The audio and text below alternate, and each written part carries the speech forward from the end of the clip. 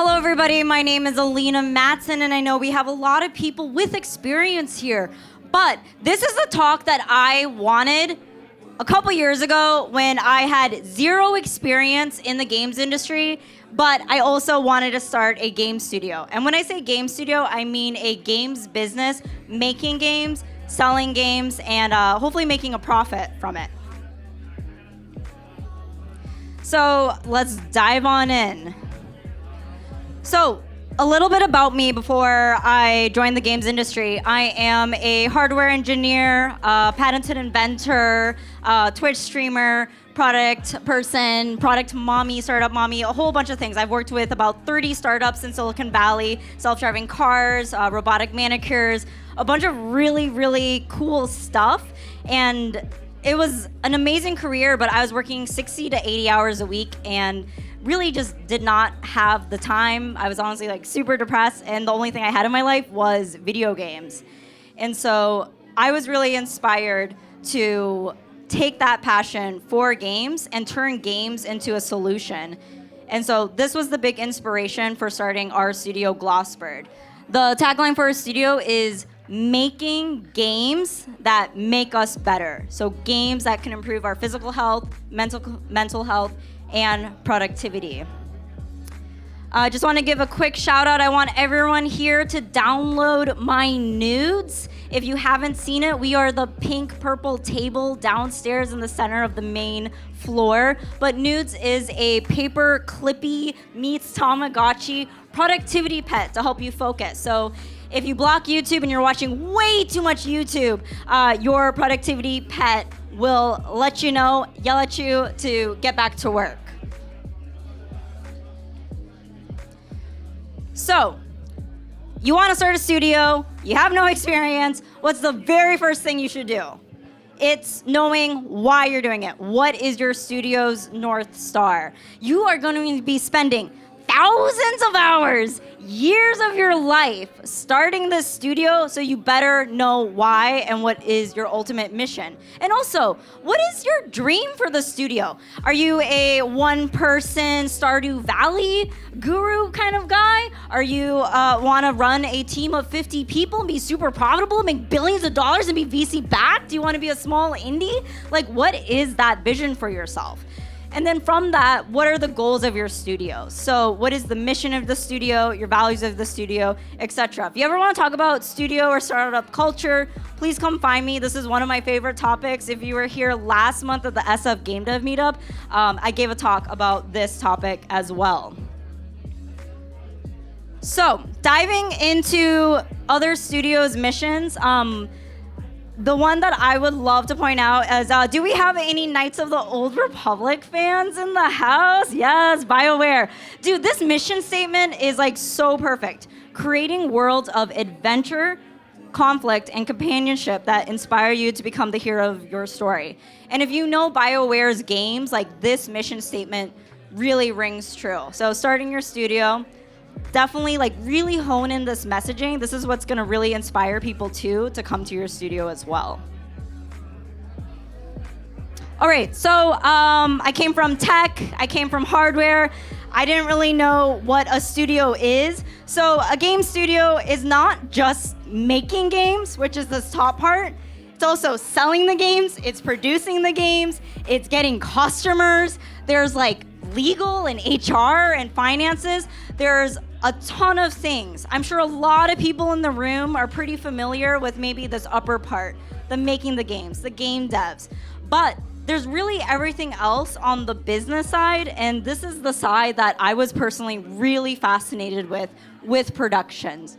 Producing your games, if you want to think about transferable skills, if you're coming from tech or a different industry, is if you're a good manager, product manager, project manager, those are great skills that transfer directly to production, budget management, etc. I think the most overlooked thing, in my opinion, for indie game studios is marketing. Marketing probably takes up, it depends, but a lot of your time. If you cannot sell your games or monetize your games, you are dead in the water as a business. And the basics of marketing has the 3 different types. You have your paid media, media you pay for, so this is advertisements.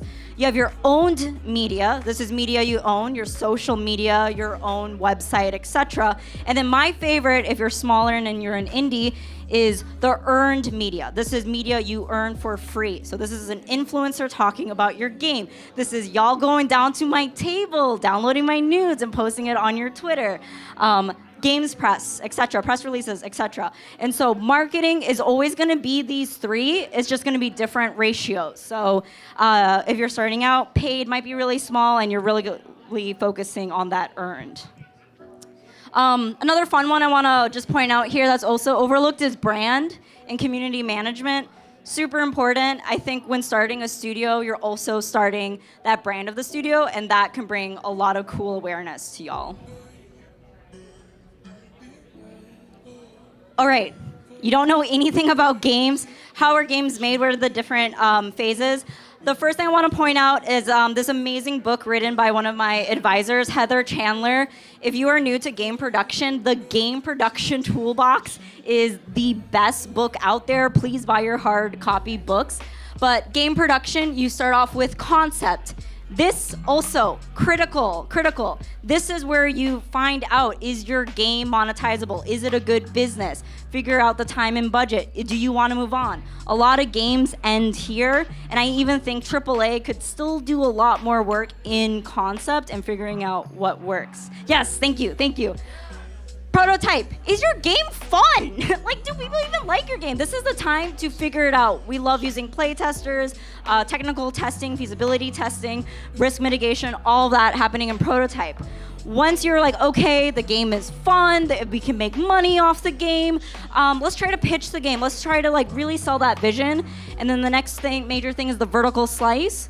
And so vertical slice is that like beautiful 10 to 15 minutes of gameplay. It's called vertical slice. If you took a slice of cake, you got all the layers, your art, your music, everything's there. It's like that feature complete demo and experience. And typically this is what you would take out to publishers, fundraisers, things like that to get your funding. You got your alpha phase, feature complete. Maybe your assets aren't done yet. Move on to beta. You're optimizing, you're finishing your assets. It's all pretty much there. Launch, won't talk too much. And then post-launch, that's a big thing. We talk a lot now about DLCs, additional content, customer service, things like that. So that's like a very brief overview. But again, if you're new to games, I can't recommend this book highly enough. Okay, money. Business models. I love business models. So there's a lot of business models. I think another cool thing to think about is you can combine business models too. Box revenue. I don't know how many folks are still selling physical copies of the game, but that is still out there. Another business model is digital revenue. So you're selling games on distribution platforms like Steam, itch, etc. Just remember, those distribution platforms will be taking a cut. So just note that. You're going on iOS, you're going to take 50% cut over, etc. Free to play, your game is free to the core, and you sell additional things or ads to make money. One of a fun one I really like that I've seen some indies do and I have some friends do is sell something else. The game is actually just the advertisement to something else. I have friends who make beautiful games, and then you don't buy the game, but you buy their course. You buy the art book. You buy the soundtrack that comes with the game. Subscriptions, that's just a recurring cost. That could be a battle pass. That could just be something that a user or player is doing monthly. And then another really hot and more new one is player-to-player marketplaces. I think this is why things like crypto and is getting more and more popular, because they're just tracking player-to-player transactions and taking a fee of those transactions. If y'all, okay, I feel like Animal Crossing is like not in fashion. I don't know, Switch 2 maybe will come out again, but like the Animal Crossing like custom clothes market, player-to-player marketplace is pretty cool, and creators making money off of that.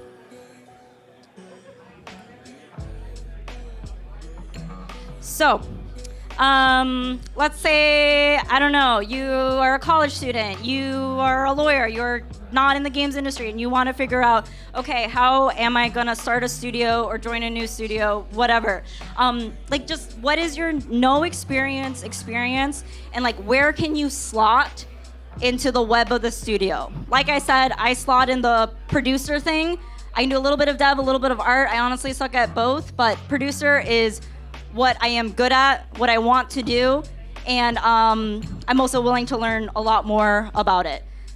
The big thing of starting a studio, honestly, just please double check, do you actually want to start and manage a studio?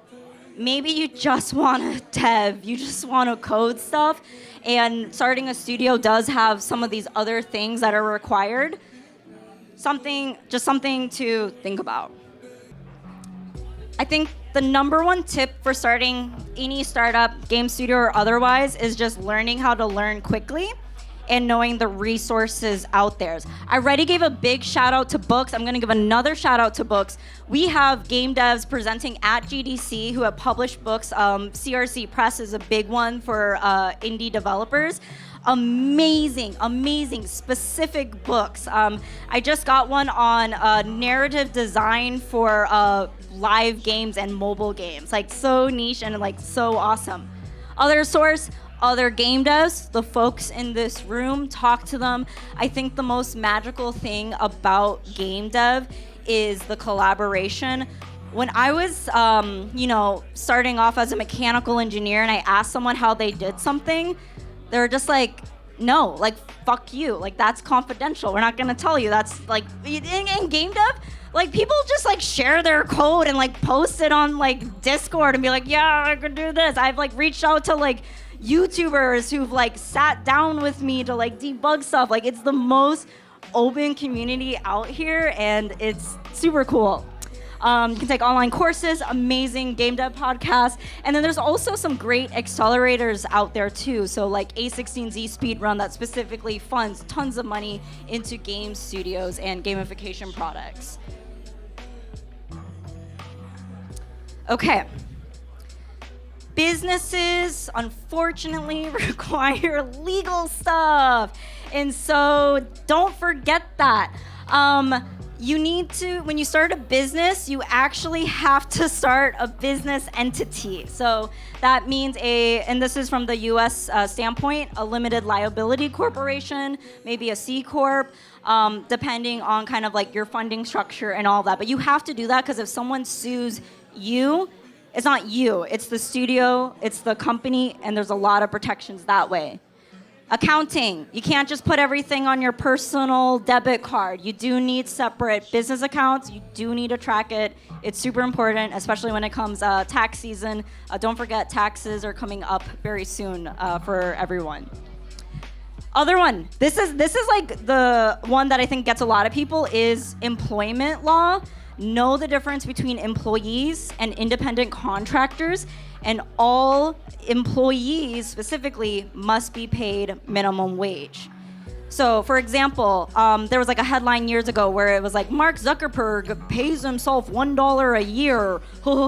That's illegal. You cannot pay yourself $1 a year. Mark Zuckerberg needs to pay himself California minimum wage. So, yeah. Make sure you own your own IP.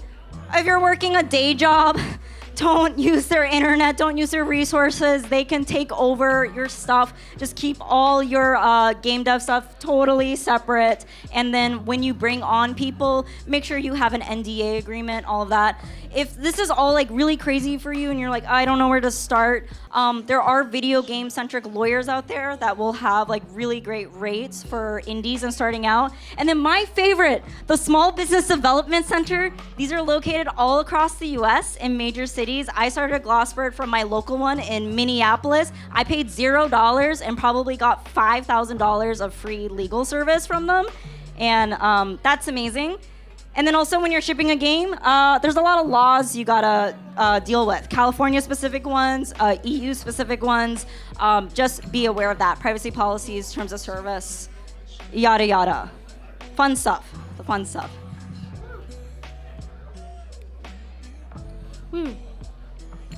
All right, more non-game dev things that you need for your game studio.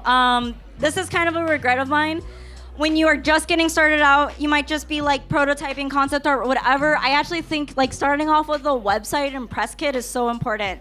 Even in like my first few months of starting, I was already getting folks asking me for my press kit and I had nothing, and to just be like, oh, I don't have anything, sounds like super lame and not business-like. Like we're business folks, we need to like be prepared.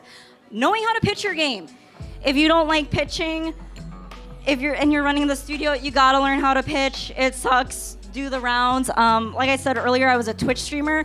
I actually had streams where I would practice pitching my game to my live Twitch audience, and then they would destroy me. And it was horribly awesome, and I learned a lot really quickly.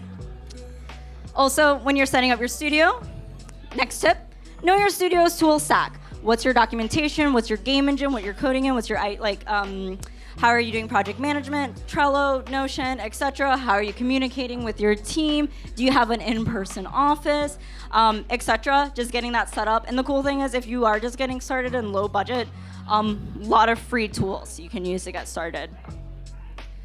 Outside of studio help, networking and community, we already talked about that. And keep your fans updated. So newsletter, post on Twitter, whatever that is, start building up that brand, start building up the community. I have folks who've been following me since my Twitch days years ago that have become super fans and just amazing supporters of the studio and our games. Awesome. Oh, this is our old game. I don't want y'all to do Fitment. I want y'all to download this game. So, everyone, that's just a very quick overview for starting a studio. If you have no experience, thank you so much for listening. Again, I would love everyone to download my nudes, wishlist the nudes. It's coming out on early access next week on Steam for Windows and Mac OS, and it's free. It's a free game. So, how are we making money? Free to play model, in-app purchases, etc. So. Thank you.